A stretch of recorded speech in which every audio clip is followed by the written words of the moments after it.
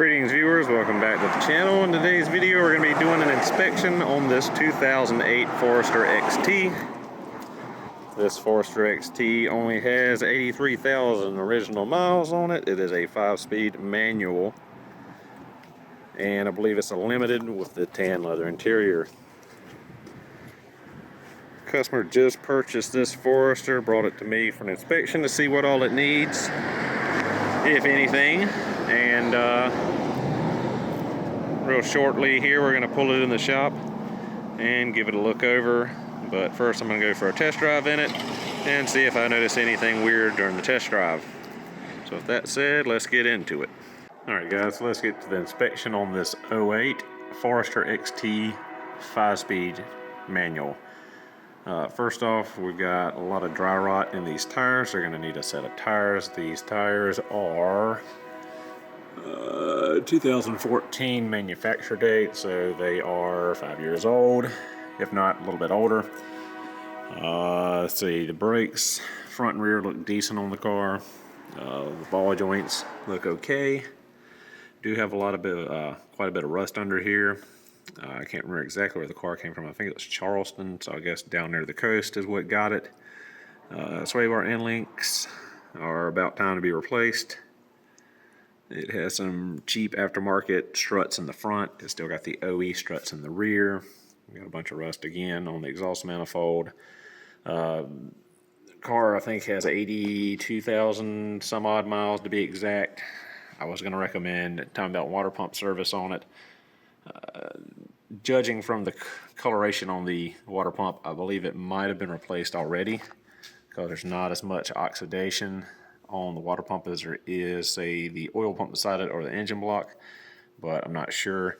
And the fact that this timing cover bolt is just sitting here, I found that makes me think someone's been poking around there, so I'm going to pull this front cover off over here and check the belt. Aftermarket radiator hose upper and lower, and aftermarket radiator. I'm not sure what that's about with 80,000 miles. Maybe the car was in a front end collision, not exactly sure. No leaks from the oil pan, rear main seal, rocker covers. Everything's good there. We do have a little bit of seepage here, as you can see from the stain. Can't really tell much on the passenger side due to the up pipe and exhaust manifold. Looking at the suspension, sway bar end links. We're getting kind of ratty. Ball joints are good. There's a little bit of wiggle in this wheel. I'm not sure if it's the inner or outer tie rod. I think I saw a little bit of movement in the inner, but I don't have anyone to shake the wheel for me while I look at this time. Rack is starting to leak. As you can see, here's a little wet spot on the boot and around here. We'll get into that a little bit later. Going down the car, more rust on the exhaust, especially at these fittings. We got a little bit of seepage from the tail housing.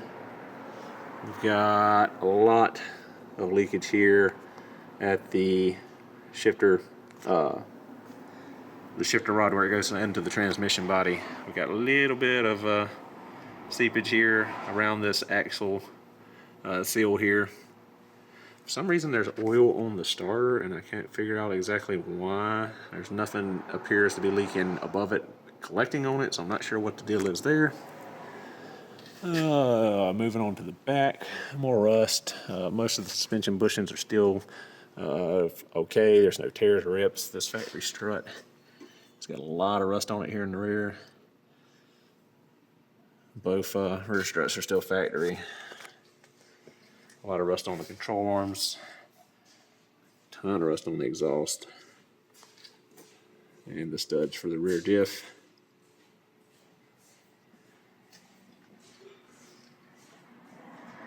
But yeah, not too terrible underneath here.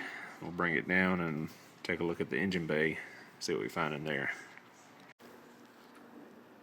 Alright, moving to the engine bay. I've got the coolant reservoir out of the way, so I could do an inspection on the timing belt. I've got the timing belt bumped around, and as you can just barely make out right here, this is an original factory Subaru timing belt. This car has not had the timing belt replaced. Being that it's a 2008 model, just given the age and getting close to the mileage, I'm going to recommend a timing belt water pump full replacement. You might be able to see the idler here, the top idler has got a lot of scoring on it just from age, so tells me that this kit has not, this timing kit has not been replaced. I don't know why that lower timing cover bolt was hanging out. I don't know if someone removed it to inspect it themselves and didn't put it back in or what. Also noticed here, where is it? Right here. On the serpentine belt, we've got part of the serpentine belt frayed, and I just noticed something else. Our AC tensioner is broken, as you can see. It's just hanging there loose. So I'm not sure what they did here. I guess they put a pry bar on the pulley and pulled tension on the AC belt and then locked down the lock nut, because that is completely broke off. So that needs to be replaced. And this belt I'm going to recommend being replaced because it's already starting to tear up on the sides here. And what else we got? Keep smelling the coolant smell, but I don't know where it's coming from. I think it's weird that it's got aftermarket upper and lower radiator hoses on it with clamps. I don't know what's happened to the cooling system, but it's been open for some reason. I thought this was an aftermarket radiator, but I'm pretty sure with the markings here this might be a Subaru factory one, so I don't know if it's a new one or if it's just this sparkly clean with 80,000 miles on it. Other things, what else we found? Haven't looked at the air filter yet, haven't checked the diff fluid yet. I mean transmission fluid since it's a manual. The battery hold down is missing, so the battery's just flopping around. We're going to have to find them a battery hold down, which it obviously had one at one point, because there's the rusty markings from where it was on the battery. Maybe the car just had a battery installed because it was dead from being on the lot, and they forgot to put the battery hold down back on it. More rust, as you can see inside the engine bay here around the fasteners. I know you northern viewers are laughing because that's not quote-unquote real rust, but for me being here in South Carolina, that's a lot of rust from what we normally see. What else? I guess we will check the air filter, check the transmission fluid, check the oil, and come back real quick. Alright, so I removed the air box on the car, and I don't know why, but for some reason the air filter element is wet. Pretty wet, and as you can see there's a little bit of black mold growing in there. I don't know what that's about. Open up the air box, and the air box is dry, but the filter element is wet, so not sure what that's about. Anyway, went ahead and pulled out a spark plug to check that. Here's the plug I pulled out. I've cleaned it up. The whole thing, all the threads were covered in oil. I don't know why. There's no spark plug well seal leak or anything. It's really clean in there, but there's a ton of oil on the threads. And looking at this plug, I don't think it's terribly old. I think it has been replaced once before. They did use the correct NGK R spark plugs, but yeah, not sure why there was so much oil and grease and junk on the threads of the plug itself. But I did notice when I test drove it, it did have a little bit of something. I don't know if it was a misfire or what, but something felt a little bit off in the idle. But we will dive into that later. Gonna hook the computer up, scan it, see if there's any history codes. There was no check engine light, but we do have a tire light, so I'm assuming we've got at least one TPMS sensor bad on it. So we'll figure out what that is. Check transmission fluid. Gear oil is good in the transmission. It's pretty clear, so it's probably been serviced recently. Oil level is good. Coolant is low. I need to add some more in the reservoir. Other than that, probably going to recommend with the timing belt water pump to go ahead and do the service on the rear differential, new air filter, maybe a set of plugs, just because we don't know the mileage of them. But they don't look that old, so we'll probably just let them roll for a while. But yeah.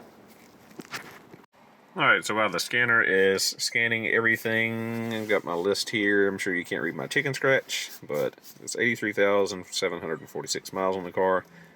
Recommended services, timing belt, water pump, leaking steering rack, 4 tires because of the dry rot. That is the tail housing seal, shifter rod seal, new air filter, possibly spark plugs.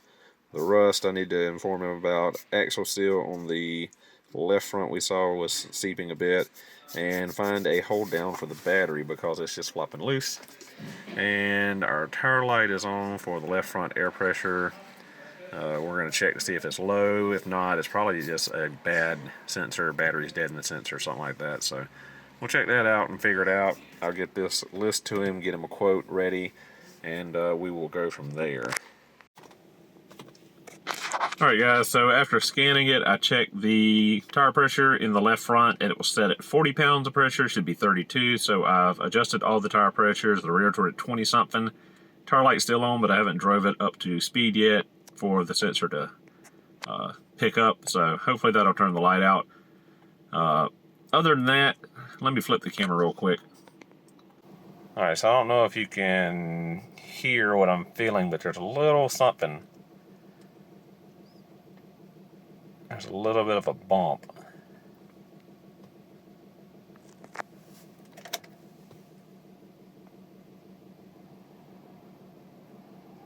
I can feel it, but I'm not hearing it, so yeah, there's something going on there. I'm not sure what that's about, but that about does it. So, well, that'll do it for this video. Thank you so much for watching. Hope you enjoyed, and I will see you in the next one.